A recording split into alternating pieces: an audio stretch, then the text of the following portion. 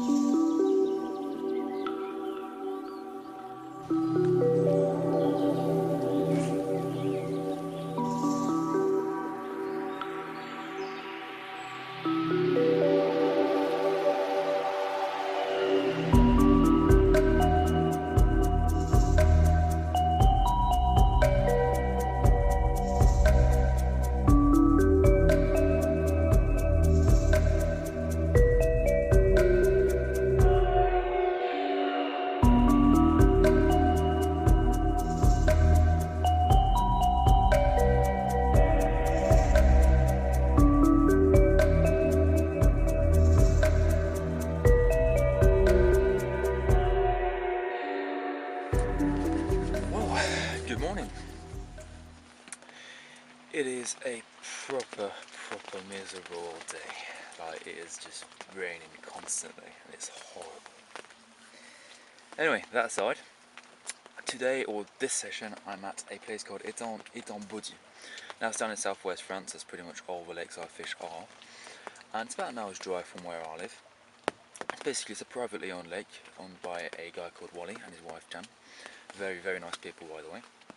And funny thing is, it actually really does remind me of an English lake. It's a beautiful lake. It's about 11 acres. It's got, I think, 2 or 3 islands. Yeah, 3 islands.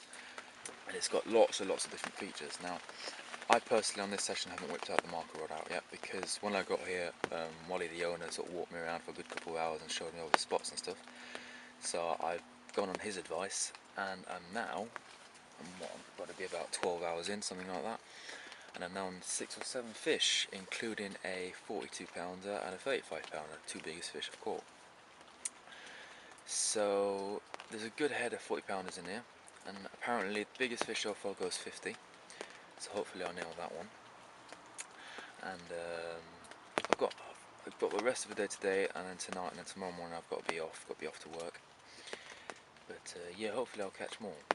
Funny thing is, when I got here, I spent pretty much the first afternoon preoccupied by the 6 fish, and then first night came along and it just calmed down. And ever since then, it's killed it a bit. Don't know what happened, but fish don't seem to be particularly active anymore. Put in a bit more bait, recast all 3 rods, and we'll see what happens. But going to keep an eye out for them, because they don't seem to be showing much in this swim compared to how they were yesterday. So I might give it a move. I'm going to walk around the lake a little bit, see where they're hiding.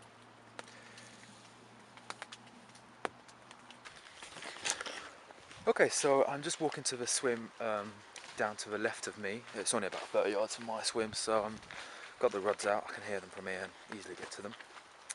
Now I've got to apologise, and especially apologise to Wally the owner.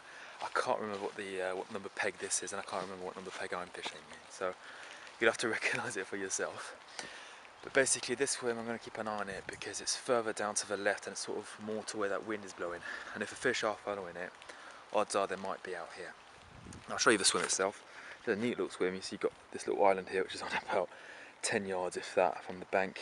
And you've got this island here. I don't know if that's a 9 or if that's a point. I'm pretty sure that's an island here. You've got that nice little bay in there. That's a really nice spot. And then you've got the open water out in front of you. Downside is you can't fish too far out here. I mean, you could, but I mean it's not particularly safe, because obviously you've got 2 islands side to side to you. If I were to fish in out in sort of the middle of the lake, I'd only fish about 2 rods just to keep it down a bit. And you could fish to your left, to your right, sorry, too. So that's a neat little swim. I've got the Polaroids on too, so I'm going to wind the rods in a minute and actually walk around and see where they're showing. Now I know this part of the lake's shallower, because talking to Wally yesterday, he told me this whole area is shallow, but because this wind, I mean it's cold, but it's not freezing. Like, it's November now, we've had really cold weather recently. It's about 9 degrees today, so it's pretty mild, and this wind isn't, like I say, it isn't freezing, so they might be following it, I don't know. Either way, there's very little activity on my swim, so I'll see if I can find them. Now this is my swim here, so you've got my distance stick set up there. it's a neat little swim. So I've got my bivvy up. And, you can see I kind of picked this swim when I got here. I wasn't going to fish in this one originally. I just sort of chose it because, well, main reason being, when I was walking around with a barrow, 2 fish jumped off the left of the island, 1 fish jumped on the right of the island, and then 2 fish jumped out in mid-water. So it's kind of a no-brainer, and I set up here. So I'll show you the swim a bit. So out in front of me, so I do apologise if it's a bit foggy. My lens is a bit foggy at the moment with this weather. Basically got the first island out here, so that's about 100 yards to hit that. I put it around 90, sort of 86, 90 yards to fish about a rod length off it, roughly, something like that. Then you got this island here, so you can fish off the edge of that, edge of that tree line, but it's not brilliant. Where I've put mine is where, out of a recommendation of way, is basically I'm aiming between this tree here and that pole over there, that satellite pole, and basically I'm in the middle of that at 16 wraps. That's producing the most amount of fish. I think, well apparently I'm in the stream bed, the original stream bed, so that's a really good spot there. And this right hand rod here is aiming for that pine tree there. That was 16 wraps originally. I've now whacked that out even further to around 23, just to be in deeper water, because obviously this weather, they might have switched down to deeper water, so I figured might as well chuck a rod out a little bit further. So that's out, yeah, that's quite far out, that's actually lining up to the island. So yeah.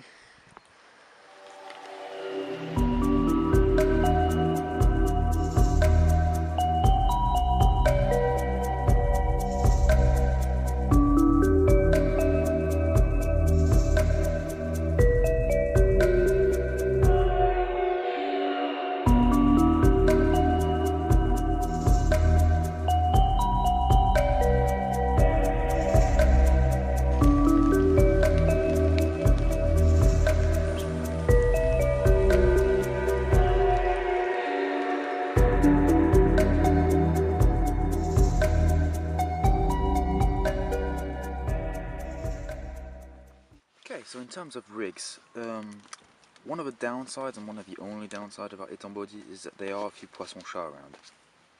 But there are ways around them, and they're quite easy ways around them. First thing you'll notice is I've got a couple things around the bait. Now first things first, the bait's actually wrapped in a special plastic, and this is shrink wrap. So you can buy this in most tackle shops. This is basically just a wrap that you wrap around the boilie and put over steam, and it will shrink around the boilie. That will completely protect it, the shark can't touch that at all, and that will stay on the hair. To really ensure that that stays on the hair, you notice I've got a little piece of plastic right there. That's proper plastic, so it means that it actually does have an effect. So it gives like a little snowman setup, and it also, more importantly, means that the shark can't actually tear that off, because if that bait gets a little bit soft, they could actually tear the hair stop through the bait and actually just completely tear that bait off. And also the plastic acts as a backup, so if they're really, really bad, which is virtually impossible, but if they are, and they tear off that bait, you've at least got the plastic fishing for you. Next way around them is a long hair. Now, I'm not a huge fan of long hairs, but they do work for carp. And the main thing is it means that poisson-chat won't actually get hooked. There's nothing more annoying when you get those little bleeps at 4 o'clock in the morning, and that's because you've got a shad that's hooked on the end. So I've got a good sort of centimetre and a half, maybe even 2 centimetres there. That really assures me that poisson-chat sort of knack that bait. They can only really go so far, so they won't actually get to that hook. So that's the best ways around poisson-chat. Now next up is the hook setup. So there is a curved shank hook ban on here.